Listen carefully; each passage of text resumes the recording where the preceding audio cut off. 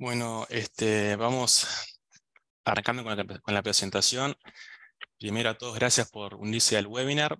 Mi nombre es Francisco Echegoyen, yo soy operador de mesa de Gastón Bengoechea. Paula es la oradora de hoy. Bueno, Paula es asesora independiente para Gastón Bengoechea. Trabajó durante 15 años en la gestora Schroders en Reino Unido, donde llegó a desempeñarse como portfolio manager del Fondo de Oro y Metales.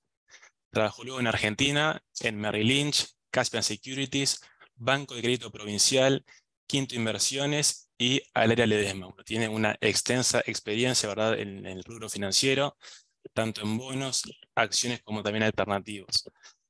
Estamos en un momento súper desafiante para el mercado, con muchos frentes abiertos, como son, bueno, la inflación, la suba de tasas, la apertura de China, el mundo post-COVID, ¿verdad?, y la guerra en Ucrania. Pero bueno, creemos que hay por el momento algunas oportunidades de inversión, ¿verdad?, y activos para hacer crecer la cartera. Así que bueno, sin más, Paula, te cedo la palabra. Luego haremos quizás unos 15 minutos aproximadamente de preguntas, y así que bueno, estamos en comunicación. Adelante, Paula. Bueno, muchísimas gracias, Francisco. Siempre suena mucho mejor el hecho de decir que tengo experiencia y no que soy muy vieja. Así que te agradezco sobre todo por eso. Bueno, como en otra oportunidad tengo filminas, pero voy a ir más o menos rápido. Como siempre les digo, a mí las filminas me ayudan a contar una historia y si hay alguna pregunta en particular. Después, bueno, volvemos a eso. Voy a tratar de hablar lo más llano posible y lo más amigable posible, así que no se asusten con los grafiquitos. Bueno, Francisco, ¿ahí ves bien la pantalla? Perfecto, Sí. perfecto, sí. Bueno, después de lo que dije todos los gráficos, voy a empezar con un poco de palabras, y casi por el final, porque creo que fue un mes bastante trascendental, sobre todo las últimas semanas.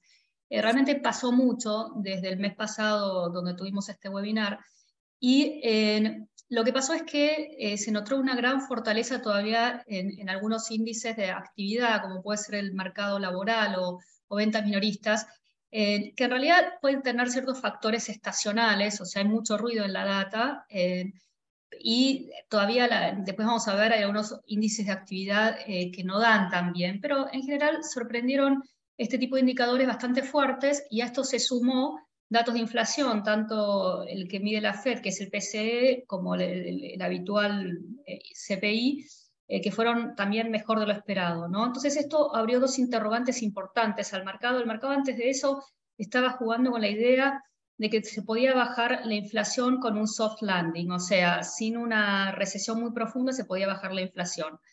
Y eso es exactamente lo que entró en duda las últimas semanas. Inclusive se duda de que el mercado se pregunta si la Fed no necesita subir la tasa más allá de lo que dice en sus últimas reuniones y lo que espera el mercado, que es esta tasa de 5,25, 5,50. Ante este escenario, el mercado de bonos reseteó todo su nivel de tasa, la curva de rendimientos, o lo que se llama habitualmente la curva del tesoro americano, se movió toda para arriba, subieron más las cortas con expectativas de que la Fed suba más la tasa, pero también las tasas de largo se fueron de 3,50 a 3,90. Y como yo digo siempre, la tasa de interés es el precio más importante en el mundo, porque es la que determina el precio después de todos los activos de riesgo. Así que bueno, fue un reseteo importante que quebró un poco el rally que veníamos viendo desde principio de año, que fue bastante importante. Y parte de ese rally era porque el año pasado el sentimiento era muy negativo cuando uno veía las posiciones y las encuestas, realmente daba como un escenario muy negativo, un sentimiento muy negativo. Eso ya se revirtió y al contrario, se volvió demasiado optimista con este escenario de todos felices donde baja la inflación sin bajar mucho la actividad. Entonces, cuando el mercado se vuelve muy optimista es cuando uno piensa que ya el rally se fue demasiado lejos. Y las valuaciones tampoco están baratas, después lo vamos a ver, pero los resultados de corporativos fueron mediocres, y en realidad el mercado americano no está barato.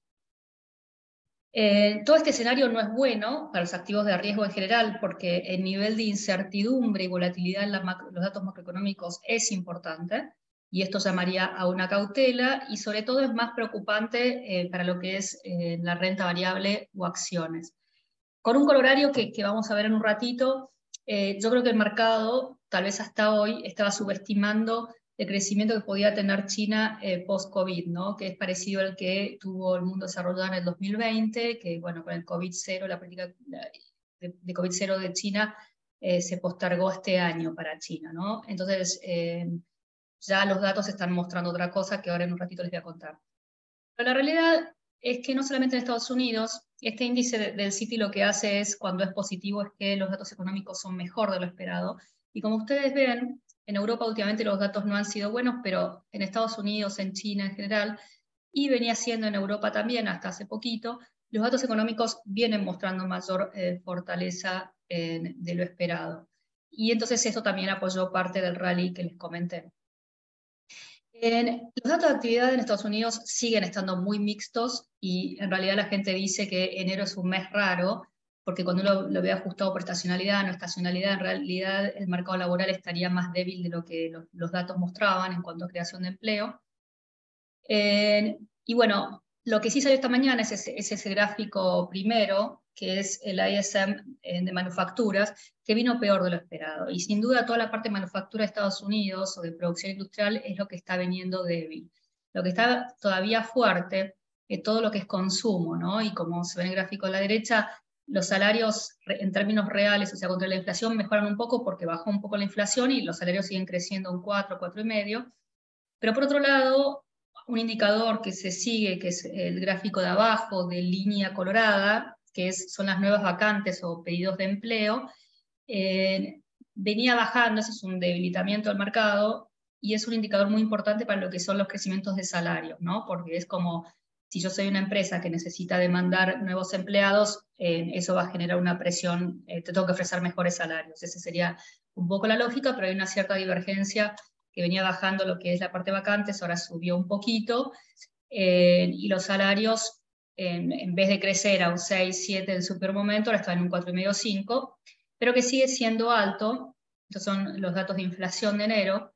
Cuando el primer gráfico, eso es lo que se llama CPI, que es lo que nosotros siempre entendemos como inflación minorista, que fue peor de lo esperado, ¿no? Siguen en niveles bastante más altos, y se ubica en 6,4, y realmente se esperaba que bajara más cerca de 6. Hay partes que no sorprenden, que es la parte de vivienda. Yo ya lo he comentado, eso se espera que vaya bajando porque las rentas que se contratan hoy en día son más bajas que en el pasado, pero hay efectos que no se dan más. En algunos bienes ya no hay la caída que había, la gasolina recuperó un poco sus precios, entonces ya este índice no va a tener la ayuda de ciertos bienes que venían bajando, y sigue habiendo bastante presión en la parte de servicios, sacando la parte de habitacional, que se espera que baje, y que se encuentra más en niveles de 4 o 5 que del 2 de la tasa de la Fed. Entonces esto decepcionó al mercado, unos datos económicos muy fuertes y una inflación muy fuerte, como diciendo, la Fed la está corriendo por atrás. Esa es un poco la conclusión del mercado, porque las tasas de 5, 5,5 no alcanzan para bajar la inflación y la actividad, y ni calmar la actividad. Frente a esto, yo quiero decir algo muy importante, y es que me parece que la gente está siendo muy impaciente, ¿no? Los comentaristas, el mercado, porque en realidad cuando uno ve desde el momento que empiezan a subir las tasas, la política monetaria necesita 12, 18 meses para empezar a actuar. Entonces yo creo, y después los estrategas el año pasado esperaron una desaceleración para la primera mitad de este año y una recuperación en la segunda mitad del año. Yo creo que va a ser al revés, que vas a seguir con una economía que se acelera lentamente porque viene de niveles muy altos, y que la recesión la vamos a tener más a fines de este año, principios del próximo. No es por una recesión brutal, pero sí una caída del PBI por un par de trimestres a -1, -2, no mucho más que eso, no una cosa dramática, y un desempleo subiendo un 5. Pero yo creo que es por el rezago que tiene la política monetaria, y que la economía de Estados Unidos empezó en un nivel muy alto, sobre todo el consumidor, que recibió toda esa ayuda del gobierno, pero eso es interesante porque mucho el consumo que se mantuvo ahora, por ejemplo las ventas minoristas que fueron mejor a lo esperado, se basó en que la tasa de ahorro de la economía norteamericana hoy está por debajo de lo que es históricamente, por ejemplo. Y también hay mucho más financiamiento con tarjetas de créditos, y hay moras en pagos, por ejemplo, en compra de autos, en cuotas, o sea, el consumo se viene sosteniendo, pero no parece súper sostenible estos niveles. Entonces, yo creo que es una cuestión de tiempo. Y cuando uno escucha a los comentaristas también hablar de la inversión de la curva, que es lo que significa la inversión de la curva, que cuando uno mira los rendimientos de los bonos del Tesoro, las de 2 años están más altas que las de 10 años, ¿no? Entonces eso se llama la inversión de la curva, que es una excelente señal de recesión hacia en el pasado, pero también es una señal que se dio hace 7, 8 meses, y en realidad lo que dicen las estadísticas es que cobra efecto en 12 y 18 meses. Entonces esto nos lleva todavía a pensar que es una cuestión de tiempo y que el mercado se está adelantando mucho. Bueno, nada, los otros gráficos muestran lo que es el PCE, que es el que sigue el core PCE, es lo que más mira la Fed, y esto es lo que preocupó al mercado, que en vez de ser, venía siendo 4,6, de repente subió 4,7. Y es un poco que la inflación, cuando uno mira la caída de la inflación en otros países, yo soy argentina, pero en otros países también ha pasado, en Israel, experiencias en Chile, toma muchos años y no es una caída lineal. La inflación es un bicho muy difícil de domar, entonces el mercado está demasiado complaciente, ¿no? El mercado inmobiliario nada, solo para mencionar que parecería un pequeño rebote, pero esto se dio porque la tasa de hipotecas sigue las tasas largas, ahora que volvieron a subir las tasas largas, volvió a subir la tasa de hipotecas de 6 que había llegado a 7 de vuelta. No se espera una contracción enorme en el mercado inmobiliario, pero sí que los precios caigan un 5 o 10%, dependiendo de la región, y realmente las compras vienen muy, muy alicaídas. El dólar se recuperó, eso también otra cosa muy importante que pasó, que cambió del último mes, que es el dólar que había caído un montón, casi más de un 10%, recuperó un 4%, ¿no? Esto es porque la fortaleza del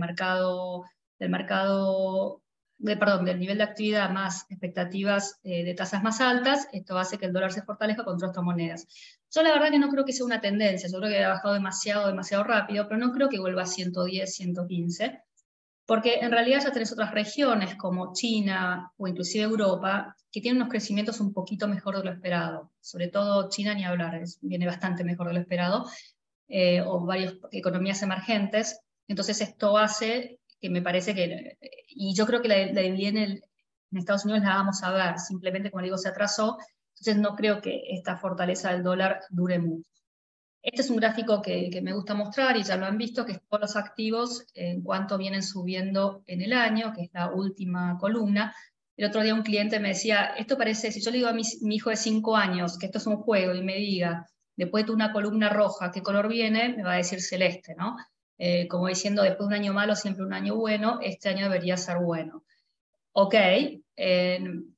yo creo eso, veremos en qué activos y en qué niveles, ese es mi único cuestionamiento. La realidad es que con respecto a lo que yo mostré el mes pasado, febrero fue un mes donde corrigieron muchas de las subidas que habíamos visto, pero las bolsas siguen medianamente positivas, con 3, 4, 5%, la europea 10 que venía de la ultratumba, y la renta fija, que llegó a tener rendimientos del 2-3%, entregó gran parte de ese rally que había tenido, y los bonos del Tesoro cayeron levemente con la suba de tasas, y los commodities, sobre todo por el petróleo, bien alicaído, que después voy a comentar un poco más. Ahora yendo un poco a la renta fija, solamente esto para comentar que tanto Estados Unidos como mercados emergentes está bastante avanzado en tener una tasa real positiva. Yo creo que el que viene más atrasado es Europa. Y viendo, estos días salieron números soy bastante cautelosa con Europa y los activos europeos. Viendo la inflación en Europa realmente viene peor, viene bastante alta, y finalmente el mercado se acostumbró a pensar que el Banco Central Europeo tenía que subir tasas a un 4 en vez de un 3 que esperaba, ahora está solamente en 2, 2,5. Europa es la que viene más atrasada en cuanto a suba de tasas. Esto puede molestar en la actividad económica europea, pero bueno, puede ayudar un poco al euro y a esa historia del dólar que hablábamos antes. Esto fue también de las cosas más importantes que pasaron en el mes, que es toda la curva. Esto es correcto el mes pasado, la curva de abajo era el mes pasado, la de más arriba es la actual. Esta es la curva de rendimientos del bono Tesoro americano, ¿no? Y lo que se ve es que subieron tanto las largas como las cortas, pero las cortas subieron más, porque después lo vamos a ver, pero finalmente los bonistas se convencieron de que la Fed va a subir la tasa a 5, 5,5, ¿no? Y tienen esta fantasía de que no le iba a subir tanto, que la inflación estaba bajando. Bueno, no, ahora el mercado le da la derecha a la Fed y llevó las tasas cortas a donde cree que la Fed va a llevar la tasa, que es ese 5, 5,5, y estoy de acuerdo. Las tasas largas también subieron por esta mayor inflación y mejora en la actividad, porque en general cuando las tasas largas son más bajas es porque hay una creencia de que va a haber menos inflación y menos crecimiento. Bueno, con los últimos datos, como le conté antes, esto se corrió. Yo creo que es temporal y por eso es que una de las inversiones que a mí me gustan son tasas largas o un ETF que se llama TLT, que le voy a contar después. Pero bueno, yo no sé si recuerdan que la vez pasada yo les decía como que había una pelea entre la Fed y los bonistas en dos aspectos. Uno, lo que iba a hacer la Fed con su tasa, y otra eran expectativas inflacionarias. Bueno, ahora los bonistas se amigaron con la Fed, le creen a Powell. Entonces, en la derecha, perdón, en el gráfico a la izquierda de columnas, en barras, lo que ven es que ahora el mercado de futuros de tasas espera que esa tasa llegue de la Fed a 5, 5,5, que prácticamente queden esos niveles por todo el año. Recién esperan caídas para el primer trimestre del año, para el primer trimestre del año que viene, que también coincide cuando realmente la desaceleración económica va a ser importante y probablemente en ese momento la inflación ya esté más baja, ¿no? Y el de la derecha, las expectativas de inflación a un año eran terriblemente bajas, estaban en casi 2%, un disparate. Ahora se acomodó más a 3, 3,5, que también está en línea con los estimados de la Fed. Pero bueno, frente a este nivel de tasas más altas, el mercado de renta fija entregó toda la ganancia que tiene este año, ahora está flat. Eso no quiere decir que uno no tenga ganancias, porque en realidad uno todavía tiene el cupón corriente, ¿no? Los rendimientos de la renta fija son tan altos, del 6, 8%, que en realidad ya con eso, por más que suba la tasa, el rendimiento de alguna forma te da un colchón, ¿no? Pero bueno, sí ajustó. Esto nada, es para explicar el colchón que tiene la renta fija, que es lo que yo le decía, que la tasa puede subir 200 puntos básicos y uno no va a estar perdiendo plata en la renta fija. La renta variable, la historia es más complicada. Yo creo que hay valor en la renta fija, porque con los niveles de rendimientos que tenemos, realmente son muy buenos. Y hoy fui a una charla de un portfolio manager de un fondo de afuera, que decía que, por ejemplo, en el high yield, o sea, los de alto rendimiento, porque son calidad crítica que no es grado de inversión, cuando uno tiene cuando tiene este nivel de tasas, en un 90% terminan los años con retornos positivos y en un 60% se terminaron con retornos de doble dígito. Bueno, yo creo que las tasas estén llegando a un pico, entonces, ¿qué vamos a tener ese doble dígito? Esa es mi expectativa con la renta fija, ¿no? Y esto con la renta variable es más complejo, porque esto es un gráfico de Bloomberg que lo único que intenta decir que en general el mercado accionario no hace piso hasta que la Fed no hace pico de tasas. Todavía no llegamos a ese pico de tasas, que se cree que va a ser ese 5,50 llegando a la reunión de mayo, subiendo de 25 puntos probablemente en 3 veces. Espero que sea así, porque como les digo, ya hay comentaristas que piensan que la tasa tendría que ser un 6 por este nivel de inflación que estamos viendo, ¿no? Y esta persistencia en la inflación. Entonces, esperemos que no estemos tan lejos de ese pico. La realidad son dos cosas acá, evaluación de tasas y de la renta variable. El de la derecha lo que muestra es la evaluación relativa de la renta variable contra la renta fija. Y lo que se ve es que hoy la evaluación de la renta fija es más atractiva que la de la renta variable. O sea, con el nivel de tasas que tenemos hoy en día, la evaluación medida por precio-utilidad del S&P es demasiado alta. El S&P tiene hoy una evaluación de 18 veces, el año pasado estaba en 16,5. Lo que pasó es que los analistas bajaron sus expectativas de crecimiento de ganancias un 10% en los últimos 6 meses, más o menos 8 meses. Entonces, el múltiplo está de vuelta en 18, cuando históricamente es 16. Es un múltiplo alto más con el nivel de tasas que tenemos hoy. Entonces, esto es una incoherencia que hay en el mercado que incomoda a los accionistas, a los inversores de renta variable, básicamente, ¿no? Y el gráfico, el primer gráfico, el de la izquierda, lo que trata de explicar es que cuando uno tiene tasas altas, como está pasando ahora, que uno tiene esa suba de tasa en términos reales, como venimos viendo el último año, lo que pasa es que todo lo que es el universo de valor actúa mejor que el crecimiento. Algo que ya se sabe, que cuando las tasas son muy altas, todas las compañías tecnológicas o de crecimientos no les suele ir tan bien. Esto simplemente para decir que en realidad las ganancias de Estados Unidos se habían ido por encima de su tendencia histórica, que es la línea colorada punteada, ¿no? Mientras que las ganancias en el resto del mundo vienen bastante en línea, con lo cual la única pregunta era si era sostenible esa línea colorada, y bueno, estamos viendo que con el nivel de inflación y con los niveles de márgenes no era sostenible, y por eso estamos viendo estas correcciones en las ganancias esperadas. La pregunta es si ya hemos visto el pico, pero esto es lo que les mostraba. En el primer gráfico muestra cómo cae ese 10%, pero más interesante, el gráfico a la derecha, son los márgenes. Los márgenes de las compañías del S&P, márgenes operativos, habían llegado a niveles de 16%, perdón, 14%, que son niveles altos históricos. Y los analistas dicen en general que si hay un ratio que vuelve a su media, son los márgenes. Entonces vienen cayendo, porque lo que está pasando con las ganancias de las empresas en Estados Unidos es que las ventas crecen, que es lo que uno espera cuando hay inflación. Muchísimas empresas pueden pasar ese aumento de precios, de costos a sus precios. Entonces las ventas crecen, que es lo que se vio en los últimos trimestres en las ganancias corporativas. Lo que pasa es que las ganancias no vienen creciendo en el mismo nivel, inclusive en cuarto trimestre cayeron las ganancias de las compañías, porque los márgenes vienen cayendo por esa presión de costo, y uno no puede pasar todos los costos al consumidor por un tema de competencia, por un montón de aspectos. Entonces, esta historia no está terminada. Y cuando uno ve todavía las expectativas de ganancias para este año, todavía son positivas en un 2, 3, 5%, con lo cual yo creo que la corrección en las ganancias esperadas no acabó. Creo que la corrección va a ser más fuerte en las compañías tecnológicas o de crecimiento más que en las de valor, por eso mi posicionamiento que después les voy a contar en la cartera modelo. Esto es para mostrar que si bien las ganancias del cuarto trimestre dio una sorpresa positiva, acá hay un cinismo de pensar que los gerentes financieros siempre dan estimados bajos para siempre superarlos y ganar un bonus.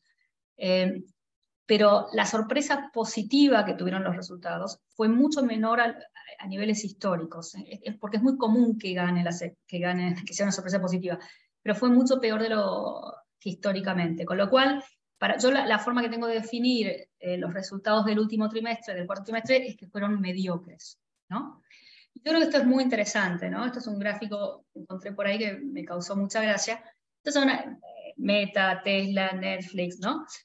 Y esto es lo que esperaban cómo corrigieron los analistas sus expectativas de ganancias y de ventas de estas empresas. Entonces, corrigieron la parte de las ventas, corrigieron la parte de ganancias bastante más, Amazon, Alphabet, algunas que no corrigieron o que mejoraron un poco, como puede ser Netflix o Meta, que es Facebook, pero en realidad en general tuvieron malas noticias. Y esto en el medio cuando el Nasdaq recuperó este año un 8%, ¿no? Entonces esas inconsistencias de mercado realmente son un poco llamativas y hacen pensar que hay algo que no es sostenible.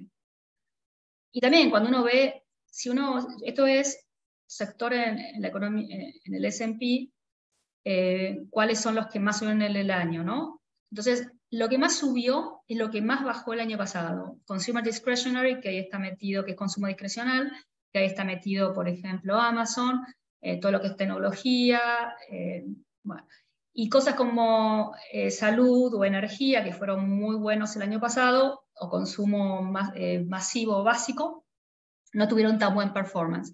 Entonces, lo que pasó con el rally de este principio de año es que subió lo más riesgoso. Y esto, a ver, se lo voy a mostrar si no ahora, es esto, este gráfico me encantó.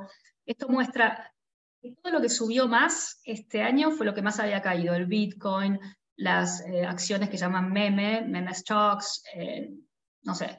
Entonces, eso hace pensar que el optimismo se fue un poco para el otro lado.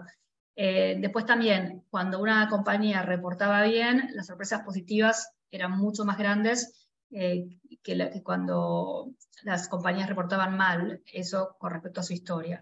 Y después también indicadores estadísticos como un índice que se sigue mucho, que es el Bull and Bear, que es el de la derecha, que es la línea azul de arriba y la de abajo es el S&P. Cuando está muy abajo es que somos todos muy negativos, ¿no? Y eso era fin del año pasado. Bueno, ya volvió a niveles de optimismo. Entonces hubo un vuelco bastante importante en el sentimiento de mercado, un poco por este escenario que se pensaba que era de pura bonanza. Bueno, lo que pasó con los últimos datos, yo le conté, que se está cuestionando todo eso, entonces parte de ese rally es lo que está corrigiendo y yo creo que no termina de corregir. Algunas cosas positivas del mercado. Una es China. Esta mañana el gráfico a la derecha muestra lo que salieron los índices que PMI, que son como unos indicadores líderes de actividad en China, y vienen mucho mejor de lo esperado. A mí no me sorprendió. Yo con lo que vi en commodities en este principio de año, y lo que vi en Asia, que en un momento había recuperado mucho, pero después bajó un poco, es que estaba subestimando el crecimiento chino. ¿Por qué? Porque cuando Europa y Estados Unidos salió el COVID, la recuperación de restaurantes, cruceros, todo, aerolíneas, fue mucho más importante de lo que se esperaba. Entonces, se subestimó este impacto también en China. Y yo creo que China, que se está esperando que crezca, hoy, por ejemplo, esta mañana vi que Wells Fargo corrigió su expectativa de crecimiento para China de un 5 a 5,5. Y hoy estaba, en esta reunión que tuve esta mañana con algunos portfolios, también había un portfolio manager de acciones emergentes, y él está bastante positivo en China, y coincidía como que el mercado estaba subestimando lo que podía llegar a crecer China, que no solamente estos indicadores salieron bien, sino que ellos que tienen analistas situados en China, que todo lo que era el mercado inmobiliario también se estabilizó bastante gracias a ayudas del gobierno, algunas quebraron, algunas se financiaron, pero es una situación que también está mejorando, ¿no? Entonces, me parece que ese es lo que es Asia Emergentes, me parece que es un trade que todavía puede funcionar muy bien. Y después la gran oportunidad es commodities, no hizo mucho este año, sobre todo por la parte de petróleo.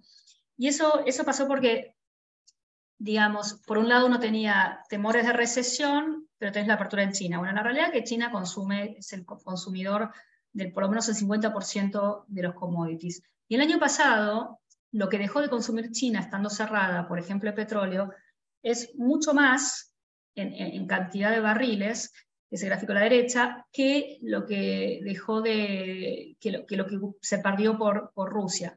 Entonces, el efecto de China, sobre todo en el petróleo, fue muy importante. Entonces, se espera que se revierta este año. Y más a largo plazo, el gráfico del Goldman Sachs, el primero, el de la izquierda, lo que muestra es que la realidad es que el CAPEX, o sea, la inversión de tanto las mineras como las petroleras, es súper bajo. Entonces, lo que ellos muestran es que cuando vos tenés niveles de inversión tan bajos, pues tenés superciclos de commodities, ¿no? Entonces, lo de los commodities, si los que ya me vienen escuchando sabrán si soy un disco rayado, pero a mí los commodities mediano plazo me gustan. Aparte, bueno, hoy había una columna de un analista de Bloomberg diciendo que también es un hedge contra inflación, situaciones inflacionarias, lo cual, bueno, históricamente también es así. Y esto nada, para mostrar que los inventarios de muchos commodities están históricamente bajos, inclusive el del petróleo, por más que subieron desde niveles muy bajos, ¿no? Los sentimientos ya se lo mostré, y ahora ya pasando a la cartera recomendada, si te parece, Francisco. Sí, Paula, una preguntita ahí. Sí. En caso que haya una recesión, ¿no? Leve el próximo año o capaz a fines de este año, ¿qué activos serían los más defensivos, verdad? O los que más tendría más beneficios en ese escenario? Los commodities, los bienes necesarios, bienes financieros, ¿cuáles serían los activos más defensivos o que te pueden cuidar a vos de capital en ese escenario? Primero la renta fija, porque tendrías inclusive tomando duration, porque justamente es cuando pensás que la tasa hizo picos. Entonces, ahí es un activo que te va a defender, inclusive puedes aumentar duration, porque esperás que las tasas largas bajen por ese menor nivel de actividad y consecuentemente menor inflación. Y después el oro también es un activo que cuando bajan las tasas en términos reales también se beneficia bastante. Eso súper conservador. Después, como te digo, yo creo que Asia emergentes va a crecer. Entonces, creo que si tiene buenos, ya anduvo mal el año pasado, con una recuperación en China y sin una recesión profunda en mercados desarrollados, creo que también puede andar bien. Así que sí, y después obviamente depende del conservadurismo del mercado, de los inversores, pero hoy en día tomar bonos del Tesoro norteamericano a un 5% está muy bien, ¿no? Y atás una tasa interesante a 2 años sin asumir demasiados riesgos. Entonces, esas serían algunas ideas. Lo que más va a sufrir, obviamente, es el equity, sobre todo desarrollados. En ese escenario, y todo lo que sea cíclico, más todavía, ¿no? Como tecnológicas, consumo discrecional. Eso. La gente de Bengochea me pidió que muestre una cartera recomendada mostrando activos concretos. Como ya se habrán dado cuenta, tengo una cierta predilección por renta fija. Abajo lo puse por tipos de activos y distribuí los balanceados según cómo están posicionados entre renta fija y renta variable. Pero, a ver, el Muzinich y el PIMCO son fondos, bueno, todos son promedio investment grade, pero sobre todo los dos primeros son muy metidos en investment grade. Uno puede armar una cartera de renta fija con una duration relativamente de mediano duración de 4,6 y tener un rendimiento de un 6,3, 6,5, ¿no? O sea, un retorno razonable sin asumir un riesgo excesivo. Después el Strategic Income o el PIMCO Income son flexibles, invierten en securitizados, invierten que eso es las securitizados de hipotecas de agencia y no agencia, tienen bonos del tesoro, pero también tienen algo de high yield de emerging markets, pero lo tienen de forma selectiva, ¿no? Y de la gente que estuve reunida hoy es este Jupiter Dynamic Bond, que es un fondo que uso hace bastante, que es cuando tiene duración más larga, lo que hacen es invertir en bonos largos de Estados Unidos o de Australia, que son países desarrollados, y después tienen high yield, o sea, menos de grado de inversión, pero entre 1 y 2 años, entonces no es muy sensible a tasas, y eso te permite tener que si yo tengo razón y la tasa de largo que hoy está en 4 se va de vuelta a 3, ahí hay una ganancia importante en ese fondo. Pues los balanceados son fondos que están más tirados a renta fija, y si no también que la parte hacen juegos tácticos. Yo creo que una de las cosas que pasa ahora es que tenés bastante incertidumbre macroeconómica, vas a tener cierta volatilidad en los datos macroeconómicos. Entonces, me parece importante estas jugadas tácticas de aprovechar oportunidades, ¿no? Entonces, por ejemplo, el Shares Global Target yo lo vi el año pasado en noviembre, cuando el mercado estaba casi, de equity del S&P estaba casi en sus mínimos, y ellos aumentaron su exposición a acciones, pero tomaron ganancias hace un mes, pues ya vieron que había subido bastante. Entonces, esas jugadas tácticas con un mercado tan volátil, yo creo que es inteligente. En la parte de renta variable lo que a mí me gusta es valor, por las cosas que ya le mencioné, y hay ese fondo que me parece uno de los mejores fondos de valor que hay. Después hay un ETF también que se llama, que es muy divertido, que lo menciono en uno de mis reportes, que es el Cash Cow, que es acciones que generan mucha caja, mucho flujo de caja libre, ¿no? Entonces, mucha generación de caja para pagar dividendos o hacer inversiones. Eso también son en general empresas de calidad. Después me gusta infraestructura porque creo que el mundo va, esa onda de ir a energías verdes o inclusive, sí, a toda la parte de renovables, ese fondo tiene bastante de eso, y también cosas que se vienen mejorando, que hay expectativas de mejoras en Estados Unidos en toda la parte de infraestructura. Y hacia emergentes por todo lo que le dije, ¿no? Inclusive, según el tipo de inversor, yo tengo una exposición más fuerte hacia emergentes.